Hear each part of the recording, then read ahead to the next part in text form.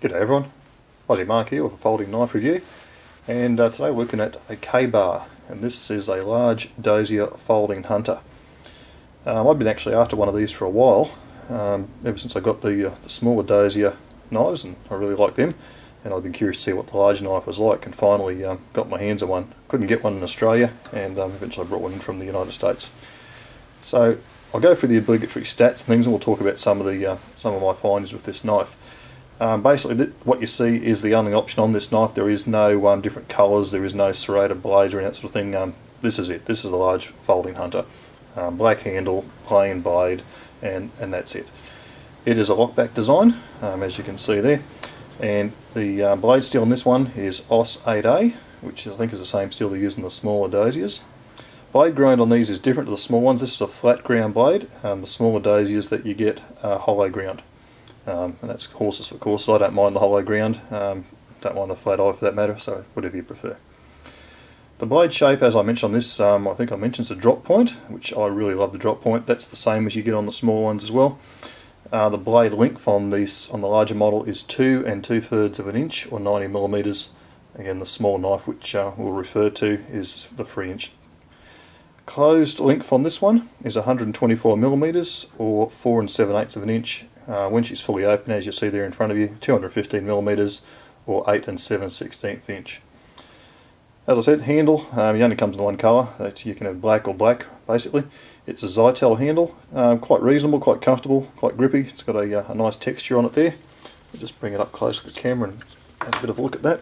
So you've got that diamond checked patterning on the handle, Ka-Bar logo in, and yeah, it's nothing sort of special, nothing to write home about, but it's effective and it works. No jimping or anything like that anywhere on the knife to be seen, but that's okay. It's not really probably needed. I guess a little run of jimping on here wouldn't have been a bad thing, which is interesting because you look at the smaller Ka-Bar, which is this one here, and it in fact does have that. So I'd have to say it would have been nice if they'd included that on the larger knife, but they saw fit not to. Weight on this knife, 4.1 ounces, 117 grams. So it's slightly heavy, I guess, by today's standards, but it's not too bad. The deployment on it, and this is, I've got to say up front, I'm probably a little bit disappointed with this knife in some ways, and one of them is deployment. It's certainly not what I'd call a fast deploying knife. We'll just zoom back a little bit there. This is not a knife you're just going to flick open. It opens fine with one hand, that's not a problem. It's quite smooth, although it is tight. Now, to close this one, and again to compare it to the small one, it's a little bit easier to operate because you can hold it and just use your thumb there to unlock the smaller one. I might just leave that in frame. I'm going to refer to it quite a lot. This one, as you can see, the release is way down the back. Now the advantage of that is that you get a lot more leverage because the pin's here and you get a lot more leverage here, so it's quite easy to push that down. I dare say if they put it up the front here and pivot it further forward, it wouldn't be so easy to use. But it does require a different technique. You really need to come right to the back, close it like so, or potentially you're going to put the knife across in this sort of grip here. If you do that, be careful. You shouldn't come back on your fingers, but there's a potential that you could. So you need to be aware of that. It's okay. It's a two-hand closer in reality, and as I said, it locks very nice and tight. You can hear a very solid click there. There's no drama with that. Having said that, I did detect just the slightest little bit of up and down play in it. You won't be able to see or hear it, but take my word for it, it's there. Side to side, no issues with that at all. Now, one thing I was quite intrigued about is I thought, well, that's okay, I can fix the deployment, I can fix anything else, I'll adjust the pivot. Because I saw this screw here, this Allen key, and I thought, well, that's an adjustable pivot. Want to bet? It's not. Now, that's the reverse side, which is, I don't know if this is going to show up as well. There's some little metal piece in there, I don't know what it does. But I'll tell you one thing, this is sure no adjustable pivot.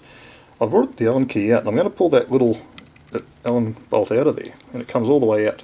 So you've seen me open and close this a few times, and this comes all the way out like so. Hopefully, there we go. And that's what you get, is that little screw there. Now if you look down inside, I'll grab a bit more light on the subject, not a whole lot to see, but there's a threaded hollow section embedded into the handle there. Now I've taken that all the way out, and it still works, and there's no difference, it's exactly the same. So this pivot design, I've certainly never struck it before. I'm just going to put that back in so I don't lose it. From what I can see, there's no way to adjust it, and even if I put that back in and I can tighten that, quite reasonably. Guess what? Open, it's just the same. So, as far as I can see, that screw basically fills a hole in the handle and doesn't do anything else. Kind of weird. So yeah, the deployment on it is not slick, it is not fast. If you're looking for that, this is not your knife. Talking about what this knife is used for, I suppose, what sort of use would you put it for? Certainly I think it'd be useful camping knife, hiking knife, you know, if you're a farm worker, that type of thing.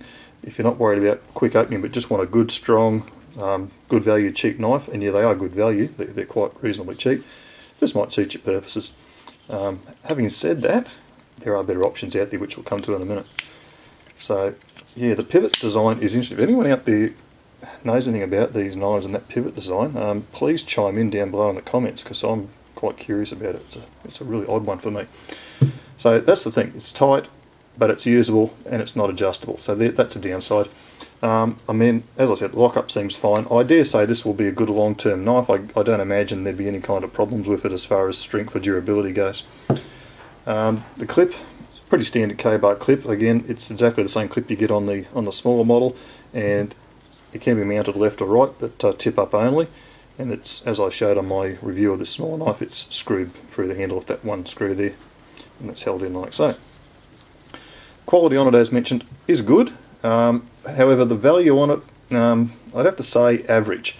I just think that there's better options out there for your money, and I'll roll a couple of them in just to compare against this knife. Now, the first one that I'm going to compare it against is really a well-known knife to all you guys, and that's the Ontario Rat 1. Your blade length is basically exactly the same. You can see there. Slightly different blade shape. That's a traditional drop point, and that's your traditional rat shape, as I call it, because I think it's really, they come out with it, well, certainly they popularised it. I find this a very useful blade shape. It's got a little bit more belly, of course, up the end here, and this is a full flat ground blade, which I like. Some people might prefer either way, but either way you're not going to go wrong. The Rat 1 is basically the same steel. It runs OS 8, so there's no real difference in steel. The Rat 1 has probably got a slightly more comfortable handle. It's got a little bit of a thumb ramp and got some jimping, and where the big advantage is deployment. This thing flicks open really well. It is, however, a liner lock, so there's advantage. If you really like a lock back, maybe the K-bar's going to float your boat for you. The other thing I compare it against, I should mention, these are within a couple of dollars of each other. I think they're pretty much the same money. You can all compare it to another very well-known knife, and again, fast deploying, and it is, of course, the Spyderco Tenacious. Is there anyone out there that doesn't already have this knife? Probably not. Slightly shorter blade length on the Tenacious, not by much, but a little bit, and of course different blade shape. Again, the Tenacious is full flat ground, and it's running, I think it's a superior steel to the OS 8, not by much, but a little bit, and that's the HCR13 MOV. Very good knife as well. The other advantage with these two knives as opposed to the K-bar, which, as I said, you've got an ambidextrous clip, which is sure, tip up only. These ones, the clip's mounted, or can be mounted, at all four corners. And I actually think the clip's slightly better. The K-bar clip, if anything, is a little bit too tight. You could probably retension it. But anyway, that's two options that you could look at in that price range. The Tenacious is a little bit more expensive than both the Rat 1 and the K-bar that we're looking at tonight. So, yeah, I'd have to say this is the first knife I've ever said this about, but I probably wouldn't recommend buying this knife unless those particular combination of features would suit your purposes, i.e. the strength, the lockback, and you're not particularly worried about deployment speed, and maybe just looking for a bigger drop point, traditional drop point shaped blade. I'm not saying it's a bad knife, it's not. I'm just saying that there's better knives out there for your money, and head and shoulders would be this one right here. I probably will not be carrying this knife. Well, I've been carting it around for about a week now and giving it a bit of use. It cuts fine. It's came sharp out of the box. I'm not going to do a cutting test because I basically suck at them. But yeah, it's a good knife. I just think if you're going to spend your money, there's better options.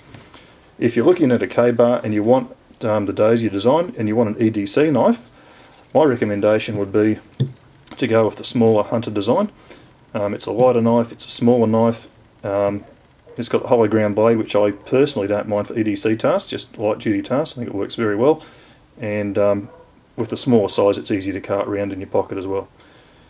So that's my review on the Ka-Bar Large Dozier Folding Hunter, and hope you found that interesting. I don't know, there's too many reviews of this knife out there. Maybe that's because it hasn't sold as well as some of these other knives we talked about.